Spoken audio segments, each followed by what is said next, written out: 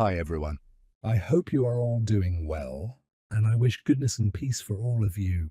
Today we are exploring the story of the Assyrians, a civilization that rose in ancient Mesopotamia and left an extraordinary mark on history.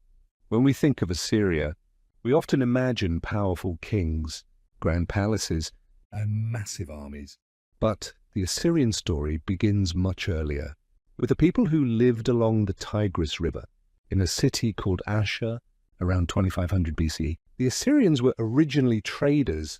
Their city of Ashur was a commercial hub where caravans carried tin, textiles, and copper to Anatolia and beyond.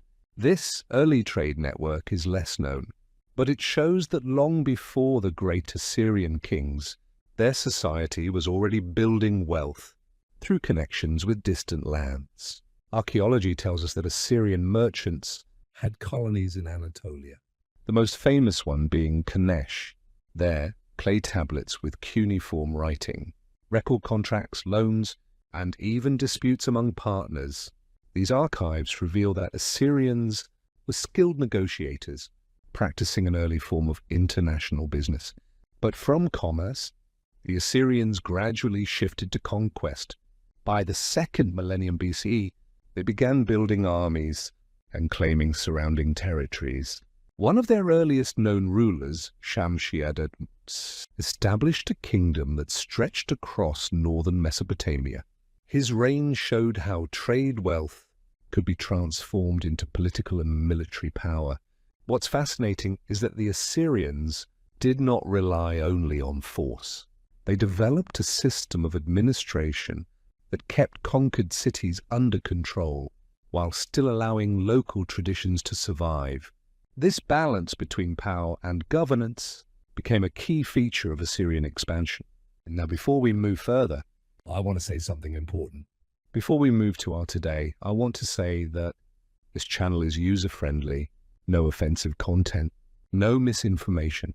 We explain things with respect, curiosity, and authenticity. The story of the Assyrians is often told only as a tale of war, but it is also a story of innovation, organization, and cultural exchange. Their early centuries laid the foundation for an empire that would one day dominate the Near East. The Middle Assyrian period began around 1400 BCE. This era marked a turning point when Assyria started to expand beyond its homeland and establish itself as a true military power. Kings such as Ashur-uballit-I and Tukulti-Ninurta-I turned the once small kingdom into a regional force.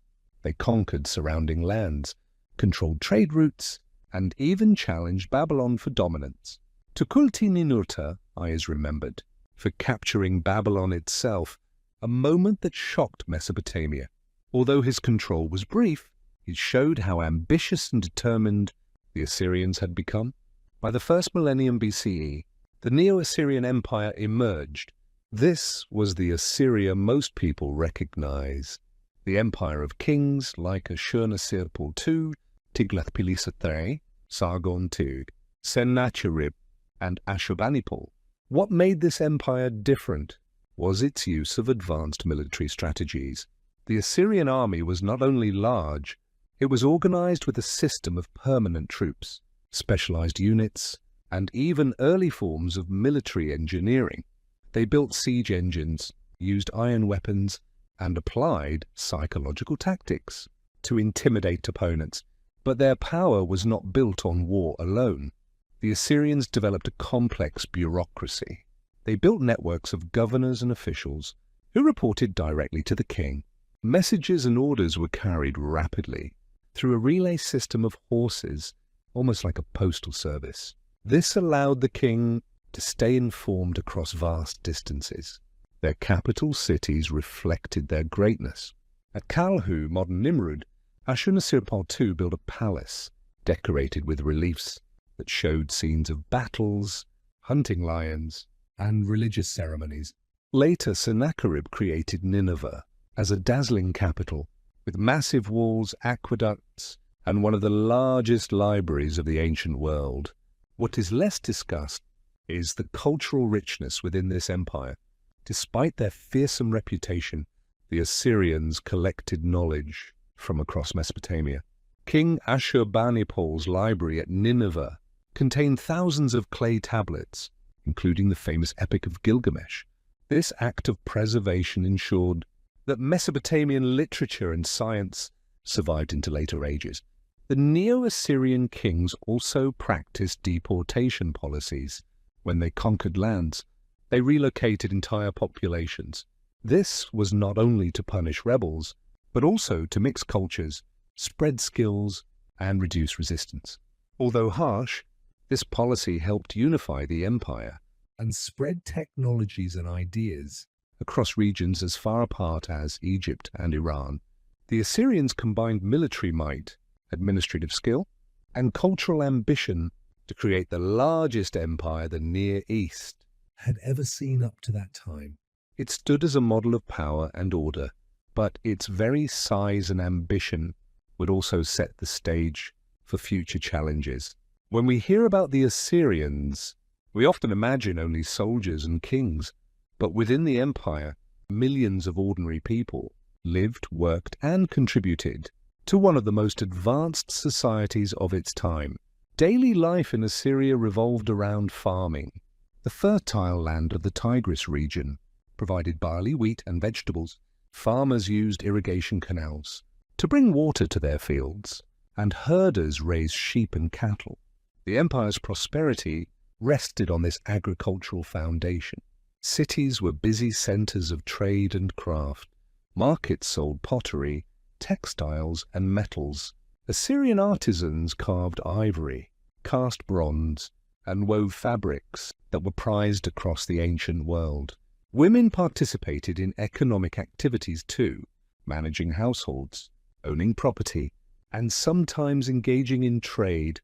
Religion was at the core of Assyrian identity.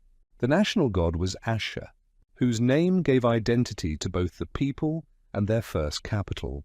Temples dedicated to Ashur, Ishtar, and other Mesopotamian deities were centers of ritual and learning. Kings often presented themselves as chosen by Ashur to expand order and defeat chaos. This belief gave divine justification to their wars and conquests. Assyrian art expressed both power and devotion. Stone reliefs on palace walls show detailed images of military campaigns, but also scenes of banquets, gardens, and religious ceremonies.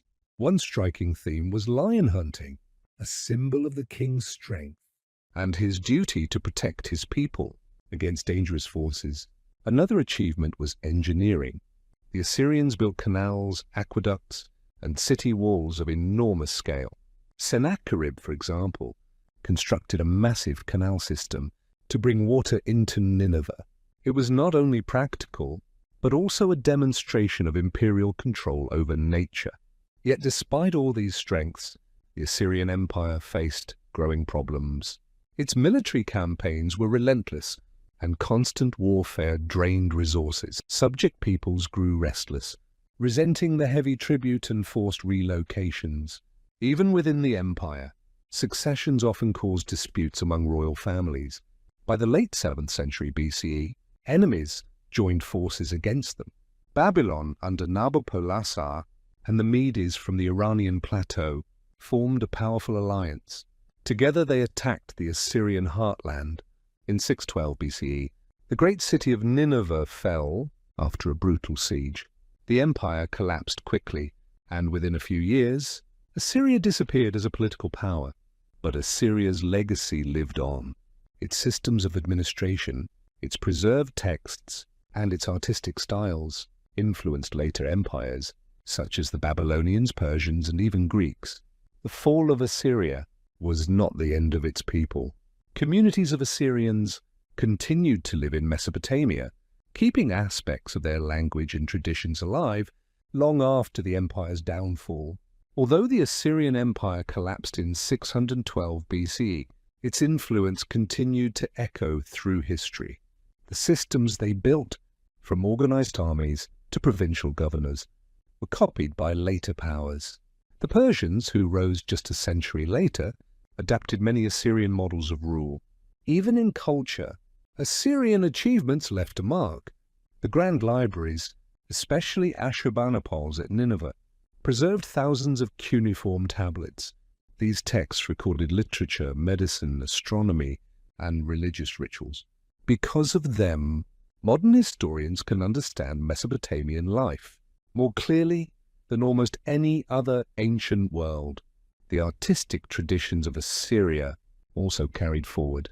Their monumental reliefs influenced Babylonian art, and centuries later, Greek historians still wrote in awe about the might of Assyria.